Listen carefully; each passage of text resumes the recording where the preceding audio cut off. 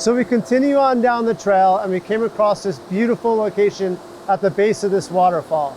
It's a great opportunity to show you another app that I love to use called Slow Shutter Cam.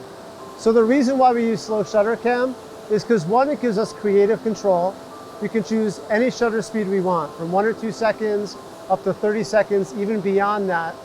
The other advantage that it gives us much better image quality. So those are the two primary reasons why we would use Slow Shutter Cam. So let's take a second and talk about composition. You'll notice I'm sitting down here right on that edge of this waterfall.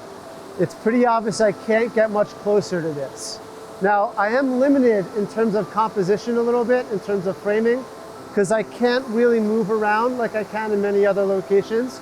I can't get closer, and if I move back, what's gonna happen is this foreground is gonna come into that frame, and two things are gonna happen. Bringing that foreground to the frame, one, it's not interesting to me. I find it distracting. Two, we have a lot of these leaves and elements that are gonna be blowing in that wind. It's gonna be an issue as you choose longer exposures. Not just that water is gonna be moving, but anything where the wind can affect is gonna be subjected to that motion as well. So moving down lower and closer to this waterfall allows me to mitigate any of that effect of that wind that may have on the flowers or this grass that could be in that foreground. And it also allows me to fill the frame with that waterfall. So given the constraints, I'm actually very happy with this composition. There are also a couple of things that we have to take into consideration when we use this app though. For instance, when we use live photos, we don't necessarily need to be on a tripod. It will work handheld, which is extremely convenient. Using Slow Shutter Cam though, it's pretty much imperative that we want to be locked down on a tripod to get the steadiest shot possible. This becomes more and more important as we get into longer and longer exposures. The other tool that might be useful to have is a remote control. Something that you can get like a Bluetooth trigger that will trigger the remote, or you can even use headphones to trigger the remote. In either case, we want to use something that will let us trigger the camera remotely so we don't have to actually press the phone to trigger the camera. So you'll notice I already have my camera locked down on a tripod. That's step one. Step two is to get a remote release. So what I'm going to use is a pair of headphones today. These come with your phone, so it's not an additional purchase that you have to use, but they really do come in handy. So all I'm going to do, I'm going to plug this into the bottom of the phone. I'm going to open up the Slow Shutter Cam app, go into the settings, and change a few things. By default, they're not set up optimally. So let's go ahead and do that now. I'm going to click on the bottom right-hand corner. You'll see these three horizontal lines. Often it's just called the hamburger menu. We're going to press that, and that's going to open up our settings. So let's go through a couple of them. At the very top, we have a self-timer. This actually comes in really handy when we don't have a pair of headphones or a Bluetooth remote trigger.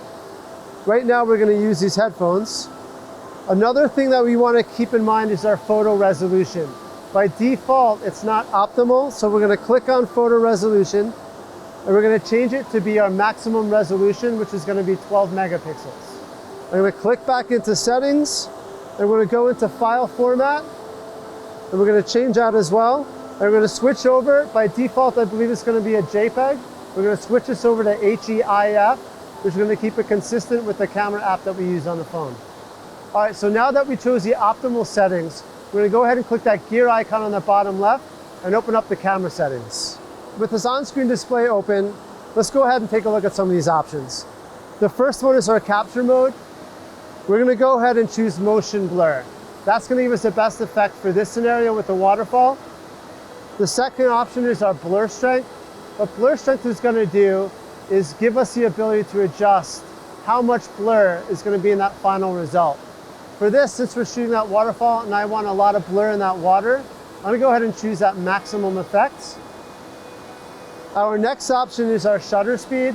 So let's talk about shutter speeds for a second. If you're not a photographer, it's actually kind of difficult to grasp what that is. We're all stuck in time. Everything, we live our lives in time. We see in time. We see it in a very specific segment of time. The power of shutter speeds is that it allows us to either stretch time or compress time, to capture just a slice of time, to freeze a moment, or to expand time, to capture a range of moments. It's a really powerful creative tool that a photographer has in their kit.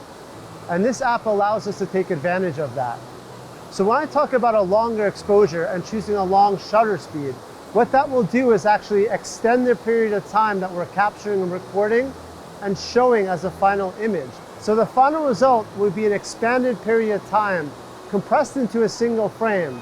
And it gives us a view of this waterfall that no one could ever see with their naked eye. And part about creating impactful images is showing something that they've never seen or they can never see. So choosing any shutter speed that we want and leveraging the creative control that that provides us really allows us to create an image with maximum impact. So rather than just choosing any shutter speed, let's go ahead and demo some of the shutter speeds so we can actually see what the effect's going to be. The first shutter speed I'm going to choose is just 1/8 of a second. That shutter speed is so fast that we're not going to be recording a lot of motion in that water. But let's go capture it and take a look. I'm going to go ahead and click save, and then I'm going to clear. So the next shutter speed I'm going to choose is like a middle of the road shutter speed, around 4 seconds. So I'm going to go ahead and press that volume up button on my shutter. And let's capture that image. Again, I'm going to save, and then I'm going to clear. I'm going to go back into my settings, and I'm going to choose a long exposure. Let's do 15 seconds. And again, I'm going to choose that volume up button to remotely trigger this. I'm going to wait 15 seconds. And what's cool about this, you really can see the entire exposure, the entire image, all of that motion blur develop right in front of your eye. I'm going to go ahead and click save. All right, so now that we captured those images, let's pop open our Photos app and take a look at what we got. The first image we should take a look at is that 1/8 of a second shutter speed, that really fast shutter speed. Like I mentioned before, it's going to capture some motion blur, but not nearly as much as the other two that we chose. So right away we can see when we zoom in a little bit, we do have motion. It's not a static shot anymore. And it's actually not bad. It gives us energy to the scene without blowing out too much detail. But for me personally, it's not enough motion to that scene. Typically when you have water, when you have fast moving water, choosing something at least like 2 or 3 seconds is going to give us a better effect. So let's go to the next image. Here we have our 4-second exposure.